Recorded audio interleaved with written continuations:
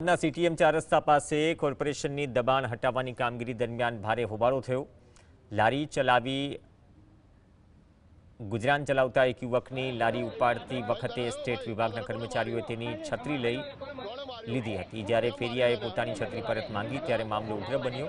આવેશમાં આવેલા સ્ટેટના કર્મચારીએ છત્રીનો લોખંડનો સળિયો ફેરિયાની પીઠના ભાગે માર્યો હતો, જે ગંભીર રીતે ઈજા પહોંચાડી ગયો। ઈજાગ્રસ્ત ફેરિયાને તાત્કાલિક એલજી હોસ્પિટલમાં સારવાર માટે ખસેડાયો અને કંટ્રોલ રૂમમાં જાણ કરતા રામોલ પોલીસની ટીમ પણ પહોંચી હતી। એએમસીના કર્મચારીને પોલીસ સ્ટેશન લઈ જઈ કાર્યવાહી કરાઈ હતી।